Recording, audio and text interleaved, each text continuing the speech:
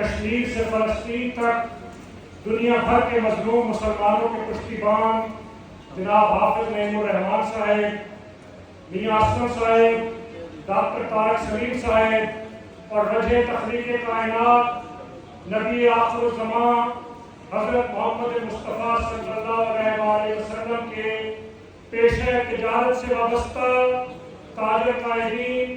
جناب سعد الرفیق صاحب، شرجیل میر صاحب، طارق جدو صاحب، لطیف شیخ صاحب، طاہر تاج بھٹی صاحب اور اس پنڈال میں موجود گجر خان سے لے کر واقع تک کے تمام علاقوں کے تاجر قائدین، میں سب سے پہلے آپ کا شکریہ ادا کرتا ہوں اور یہ گزارش کرنا چاہتا ہوں کہ ہم وہ لوگ ہیں کہ جو تجارت اس لیے کرتے ہیں کہ روز محشر صدیقین اور شہداء کے ساتھ اٹھائے جائیں، اس لیے کہ میرے نبی آخر زمان نے فرمایا کہ سچا تاجر قیامت کے دن صدیقین اور شہداء کے ساتھ اٹھایا جائے گا۔ اس لیے ہم پاکستان کے اندر امانت اور دیانت کی بنیاد پر تجارت چاہتے ہیں۔ ہم پاکستان کے اندر وہ معاشی نظام چاہتے ہیں کہ جو قرآن عظیم الشان کے اندر اور نبی مہربان نے دیا ہے۔ میں ہمیشہ یہ بات کہا کرتا ہوں کہ ہم پاکستان کے اندر وہ تاجر ہیں جو اپنی محنت سے روزگار کماتے ہیں، ہم لوگوں کو روزگار دیتے ہیں، ہم حکومت کو ٹیکس دیتے ہیں، ہم ریاست کا نظام چلاتے ہیں، ہم ذخیرہ اندوز نہیں ہیں، ہم ملاوٹ کرنے والوں کے ساتھی نہیں ہیں، ہم اس ملک کے معاشی نظام کو یرغمال بنانے والے نہیں ہیں، ہم شوگر مافیا، آٹا مافیا، چینی مافیا، دوائی مافیا،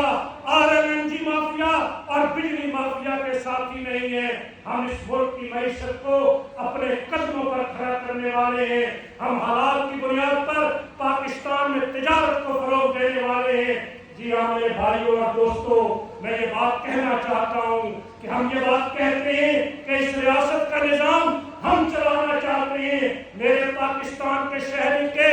ٹیکس کے پیسے سے، میرے تاجر اور صنعتکار کے دیے ہوئے ٹیکس سے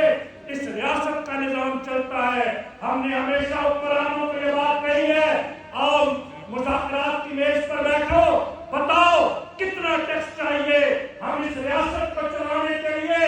اپنی آمدن سے بڑھ کر ٹیکس دینا چاہتے ہیں، لیکن اس ٹیکس کے پیسے کو ہم اس قوم کے بچوں کی تعلیم پر، اس قوم کے رہنے والوں کو صحت کی باعزت سہولت کے لیے خرچ کرنا چاہتے ہیں، ہم انفراسٹرکچر چاہتے ہیں، ہم ان مارکیٹوں کی تعمیر چاہتے ہیں جہاں پر میری بہنیں اور بیٹیاں باحیا طریقے سے آ کر خریداری کر سکیں۔ یہ مارکیٹیں معاشرے کا چہرہ ہیں، ہم ان مارکیٹوں کو پرامن بنانا چاہتے ہیں۔ ریاست کی یہ ذمہ داری ہے کہ وہ ان مارکیٹوں کے اندر سہولتیں مہیا کرے، لیکن میں کیا کروں جب ریاست سہولتیں نہیں دیتی اور پھر کہتی ہے ٹیکس دو، جب میرے ٹیکس کا پیسہ 8,000 ارب روپیہ FBR کی رپورٹ کے مطابق چوری ہو جاتا ہے تو وہ چوری میں تو نہیں کرتا۔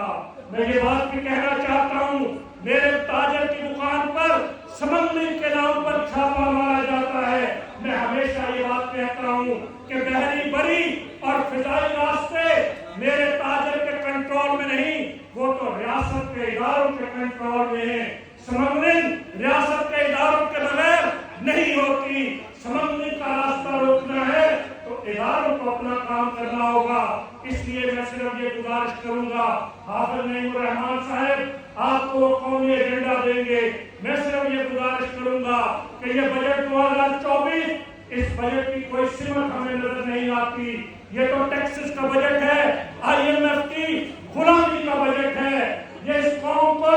گردن کے اندر ایک توق غلامی ڈالنے کا بجٹ ہے، یہ اس قوم کو مہنگائی کی چکی میں پیسنے کا بجٹ ہے، یہ ایک تاجر سے لے کر ایک صنعتکار تک کو تباہ کرنے کا بجٹ ہے، یہ اس ملک کو کنزیومر مارکیٹ بنانے کا بجٹ ہے۔ اس لیے ہم نے اس بجٹ کو مسترد کیا ہے۔ ہم واضح طور پر یہ بات کہتے ہیں کہ یہ ودہولڈنگ ٹیکس، یہ سیل ٹیکس، یہ انکم ٹیکس، یہ کسٹمر ایکسائز ڈیوٹیاں، یہ 44 قسم کے ٹیکس نہیں، سیدھا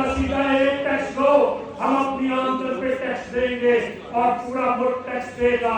لیکن وہ ٹیکس اگر اشرافیہ کی عیاشیوں پر خرچ ہوگا तो फिर हम क्यों टैक्स दें? इसलिए मैं ये बात कहता हूँ कि इस रियासत के निजाम को दुरुस्त करना होगा, और इस निजाम को दुरुस्त करने का बेड़ा हाफिज नईमुर रहमान साहब इस कौम को साथ लेकर निकले हैं। लेकिन मैं आपसे गुजारिश करना चाहता हूँ कि आप बिजली की बात भी करते हैं, गैस की बात भी करते हैं,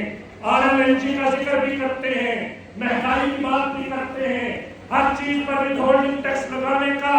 तस्करा भी करते हैं, हर चीज पर शेयर टैक्स लगाने का जिक्र भी करते हैं। पैदाइश से लेकर मौत के सफर तक हर चीज पर हुकूमत टैक्स देती है। लेकिन अगर इस सालिमाना निजाम का खात्मा चाहते हैं तो फिर एक अजीम जिद्दोजहद के बगैर नहीं होगा। ये जो शीशे के महल्लात के अंदर हुक्मरान बैठे हैं, जब तक इन हुक्मरानों की गर्दन पर हाथ नहीं डालेंगे, ये कभी आपको इस तौके गुलामी से छुटकारा हासिल नहीं करने देंगे। इसलिए मैं हाफिज नईमुर रहमान साहब को कौम की तर्जमानी करते हुए बिजली की कीमतों और दीगर हवालों से इस धरने के इनेकाद पर और कौम की तर्जमानी करने पर मुबारकबाद पेश करता हूँ, और आप सबसे दरख्वास्त करता हूँ कि आप सब अपने दोस्तों के हमरा, अपने हकूक के हसूल के लिए, अपने कारोबार के तहफ़्फ़ुज़ के लिए, अपनी सनत और तिजारत को बचाने के लिए, अपने मुस्तक़बिल को महफूज करने के लिए आप बाहर निकलिए। आप निकलेंगे तो कीनिया वालों ने अपना हक लिया है, आप निकलेंगे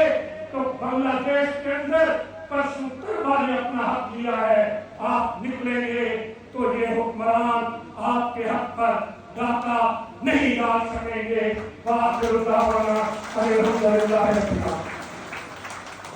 माशाअल्लाह जी।